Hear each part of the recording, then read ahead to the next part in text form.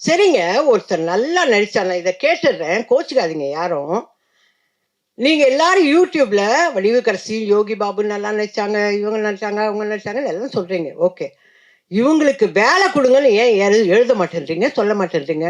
அந்த காலத்துலயாவது தினசந்தியில ஒரு வழி எழுதுவாங்க, இவர்களுக்கு நல்ல எதிர்காலம் இருக்கிறது அப்படின்னாவே ப்ரொடியூசரோ டைரக்டரோ அதை படிச்சா, ஆஹா அப்ப வடிவுக்கரசின்னு ஒரு நடிகை வந்திருக்கு, அதுக்கு வேலை கொடுக்கலான்னு வாங்க. ஆனா நீங்க எல்லாம் அந்த ஒரு வார்த்தையை சொல்லுங்களேன் தயவு செஞ்சு. எல்லாரும் நீங்க இந்த படம் முழுக்க வந்துட்டீங்க, அதனால உங்களுக்கு 5 நாள் வேலை கொடுக்க மாட்டேன்னா நான் எப்படி சோர்ஸ்ன்றது? 5 நாள் வேலை கொடுக்க மாட்டேன், 3 நாள் வேலை கொடு. சரிப்பா, எனக்கு வேலை கொடுங்கய்யா.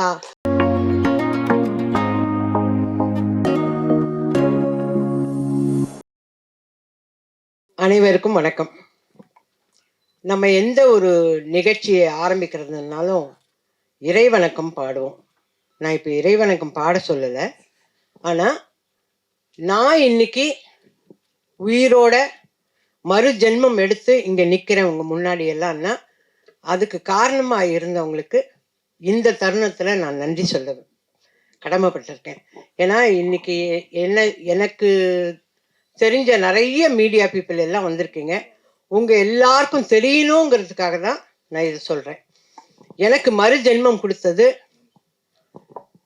ராஜ்குமார் சேதுபதி, ஸ்ரீபிரியா, சுகாசினி, மணிரத்னம் சார், கார்த்திக் தம்பி, Suriya, Rajini sir, Kamal sir, ACS Shanmugam, Sarathkumar sir, Radhika.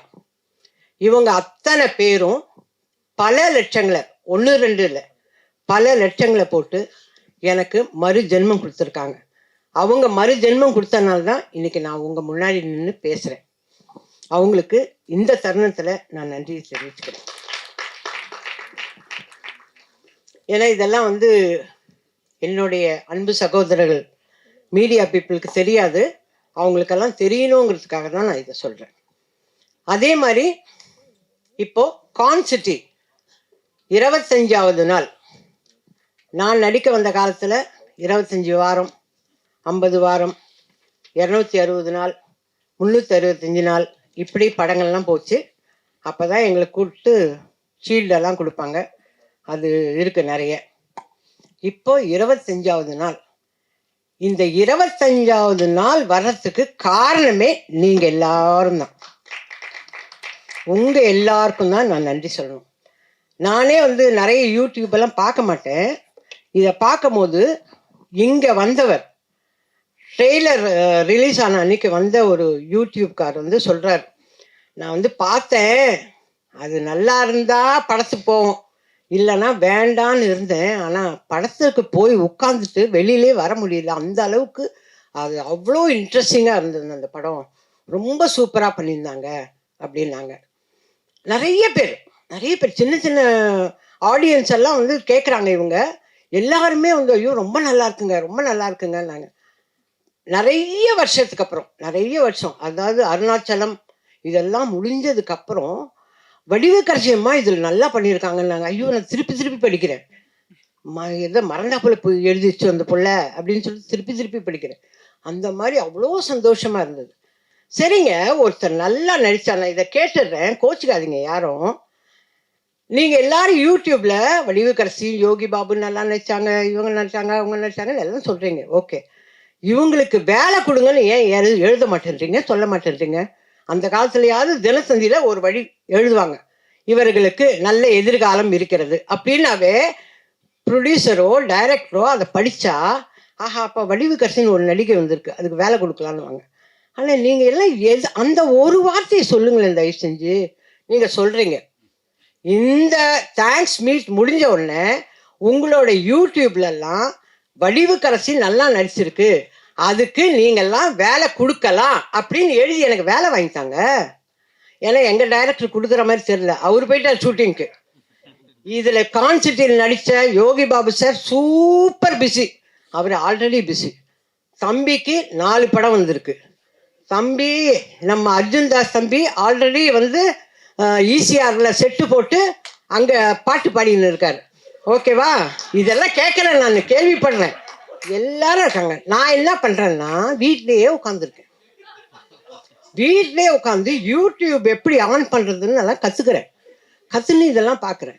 அதுதான் நான் கேட்குறேன். எல்லாரும் வந்து சொன்னாங்க, இந்த தம்பி சொல்லிச்சு, அம்மா நீங்கள் சூப்பராக ஆக்ட் பண்ணியிருக்கேன். கரெக்டு கண்ணு, ஆனால் ஒரு படம் கூட வரல இன்னும். எனக்கு வேண்டியது வேலை. எல்லாரும் நீங்கள் இந்த படம் முழுக்க வந்துட்டீங்க, அதனால உங்களுக்கு 5 நாள் வேலை கொடுக்க மாட்டேன்னா நான் எப்படி சோர்த்துன்றது? 5 நாள் வேலை கொடுக்க மாட்டேன், 3 நாள் வேலை இந்த ஈபியை கேட்டா, அம்மா நீங்க 10 வருஷம் அக்ரிமெண்ட்ல இருக்கேன். என்ன அக்ரிமெண்ட்டு?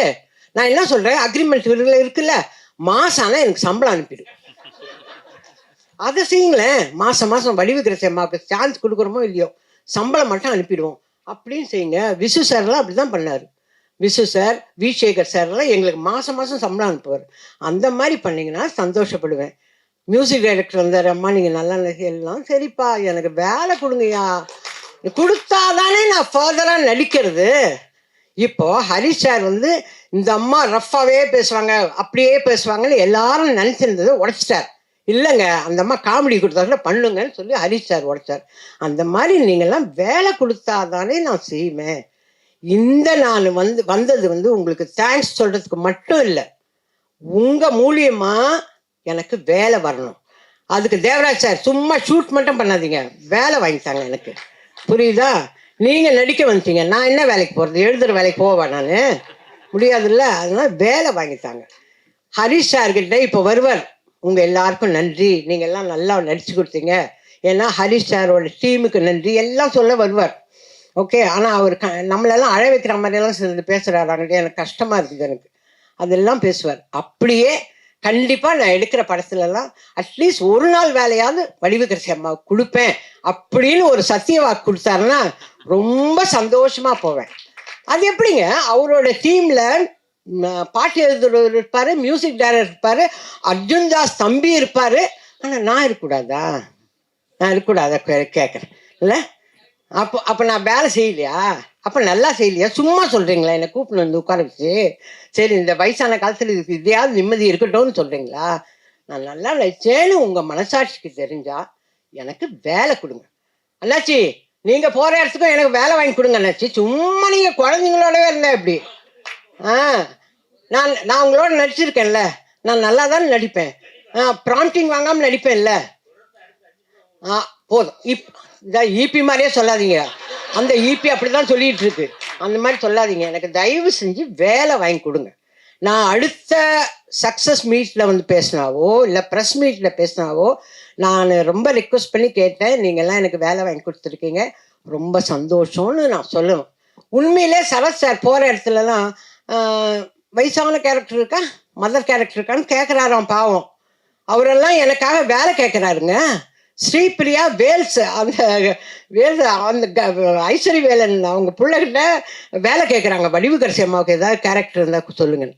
கமல் சார் நீங்கள் தான் பூஜை போட்டுருக்கீங்களே லைனாக, அதில் வடிவுக்கரசிக்கு வேலை கொடுங்கன்னு எல்லாரும் எனக்காக வேலை, எனக்கு மறுஜென்மம் கொடுத்தது பத்தாதுன்னு வேலையும் கேட்குறாங்க. நான் இந்த ஃபங்க்ஷனுக்கு வந்ததே எல்லாரும் என்னை பற்றி நல்லா எழுதுனீங்க, அதுக்கு நன்றி. இந்த படத்தை 25 நாள் சக்ஸஸ்ஃபுல்லாக கொண்டாந்தீங்க, அதுக்கு நன்றி. மேலும் மேலும் எனக்கு வேலை வாங்கி கொடுக்க போறீங்க, அதுக்கும் நன்றி. கொடுங்கன்னெல்லாம் கேட்கல, கொடுக்க தான் போறீங்க, அதுக்கும் நன்றி. அம்மா சீக்கிரமாகவும் முடிச்சிட்டேன், பெல் அடிக்கிறதுக்கு முன்னாடி.